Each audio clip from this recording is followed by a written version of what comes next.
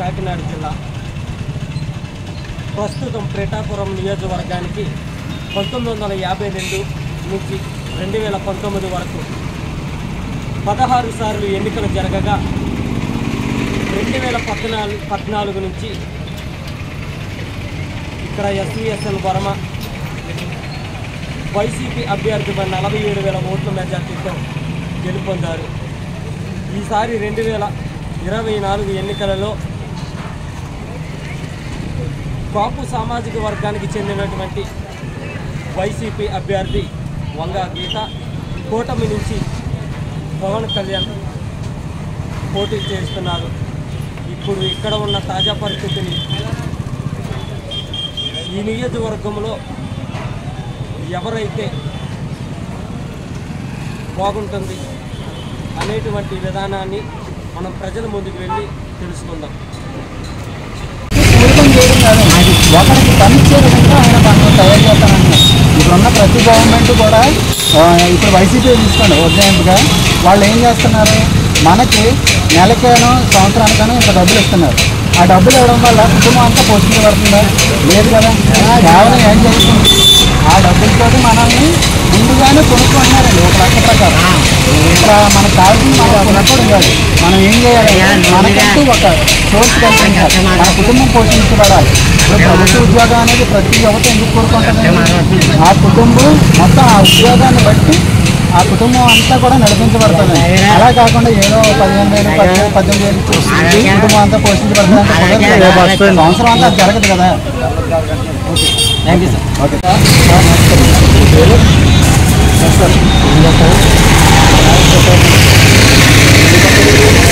పిఠాపురం నియోజకవర్గంలో 2024 ఎమ్మెల్యే అభ్యర్థి ఎవరైతే బాగుంటుంది ప్రకారం అయితే పవన్ కళ్యాణ్కి బాగుంది సార్. అట్లా వస్తేనే బాగుంటుంది అనుకుంటున్నాను. మా పిఠాపురం ఆ కావకోసిన కాన్సెప్ట్ వచ్చి నెక్స్ట్ గవర్నమెంట్ రీజన్ పిఠాపురంలో అయితే మాత్రం డిఫరెంట్ కూడా ఒక పార్టీకి సినిమాలు ఉంది. కానీ పవన్ కళ్యాణ్ లాస్ట్ టైం వేద్దాం అనుకున్నాడు కానీ నేను వీలకపోయేది. లాస్ట్ టైం అయిపోతుంది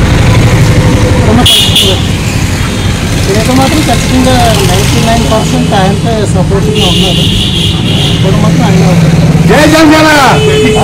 రెండు కాపు సామాజిక వర్గానికి ఇక్కడ వైసీపీ నుంచి కూటమి నుంచి కాపు సామాజిక వర్గానికి చెందిన వాళ్ళు ఇక్కడ కానీ విధంగా మనం మాట్లాడండి కానీ ఇలాంటి పరిస్థితుల్లో అయితే మాత్రం అయ్యే అవకాశం లేదు. ముద్రవాడ పద్మనాభం వచ్చినా సరే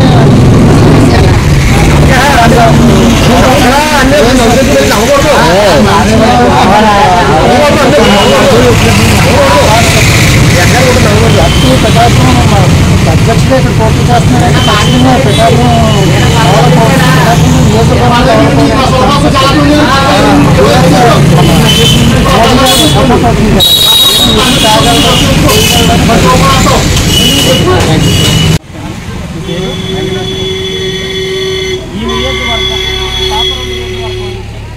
నెక్స్ట్ ఎమ్మెల్యే ఎవరైతే బాగుంటుంది? ఎమ్మెల్యే అనేటప్పుడు ఖచ్చితంగా ఇక్కడ ఈ నియోజకవర్గానికి వచ్చేటప్పటికి పవన్ కళ్యాణ్ గారు.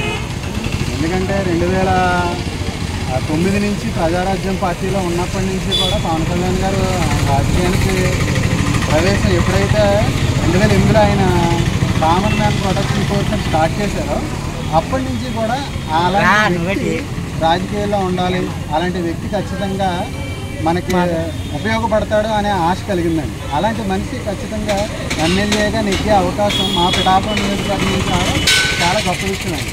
మేమైతే 2019 ఎలక్షన్లో కూడా ఆయన ఇక్కడి నుంచి పోటీ చేస్తే మేమందరం నెగ్గించుకుందామని ట్రై చేస్తాం. కానీ మా దురదృష్టం వెంటాడి మమ్మల్ని 2019లో భీమవరం నుంచి గాజువాక నుంచి పోటీ చేశారు. అప్పట్లో కూడా ఆయన ఓడిపోవడానికి కారణం ఒక రకంగా మా చేతకాని కారణం. ఎందుకంటే మేము ఒప్పుకోవాల్సిన విషయం ఎందుకని చెప్తున్నా అంటే ఆయన వ్యక్తిగతంగా కొన్ని లోపాలు ఉన్నాయని చూపించడానికి మా దగ్గర ఏదైనా లేదు. రాజకీయంగా ఆయన ఏమీ లేదు అనే ఒక్క విషయం పెట్టుకొని మేము ఆయన దూరం పెట్టాం తప్ప మేమైతే ఆయన విషయంలో తప్పెట్టడానికి ఏమీ లేదు. అది పవన్గా ఎందుకు కోరుకుంటున్నారు? చెప్తున్నాను కదా సార్, రేపటి తరానికి ఆయన ఇచ్చినంత భవిష్యత్తు ఇంకెవరెవరు. ఎందుకంటే ఇప్పుడున్న సిచ్యువేషన్లో ఏ రాజకీయ నాయకుడైనా సరే పదవి వస్తే సాయం చేశారు. ఆయన కూడా పదవి లేకుండా కౌలు రైతులకి ₹1,00,000 చొప్పున 30 కోట్లు ఇవ్వడం కానీ, లేకపోతే చనిపోయిన కార్యకర్తకి ₹5,00,000 చొప్పున ఇవ్వడం కానీ ఇప్పటికి వచ్చి ఏ పార్టీలో లేదు సార్. అందుకని ఆయన ఖచ్చితంగా నగ్గాలని మేమైతే కోరుకుంటున్నాం. నేను యువతలో కానీ ఇప్పుడున్న ప్రతినిధులకు కానీ ఏ విధమైనటువంటి మేలు చేస్తారని మీరు అనుకుంటున్నారు? యాజ్పర్ ఆయన చెప్పిన దాంట్లో చెప్తానండి. నిరుద్యోగ యువత అనేది చాలా పెరిగింది. గత 10 ఏళ్ల బట్టి చూసుకుంటే, అంటే మన రాష్ట్రం విడిపోయిన తర్వాత మనకు వచ్చి కంపెనీలు అంటే ఏమీ లేదు. లేకపోయినప్పుడు మనకి ఒక విధంగా కొంచెం సపోర్ట్ ఇవ్వడానికి ఆయన ఏం చెప్పారు, యువతకు ఉపాధి అనేది ఆయన మేనిఫెస్టోలో ఖచ్చితంగా పెట్టారు. ఆ యువతకి ఉపాధి అనేది ఒక ప్లాంట్ పెట్టుకోవడానికి కానీ, ఒక మ్యానుఫ్యాక్చరింగ్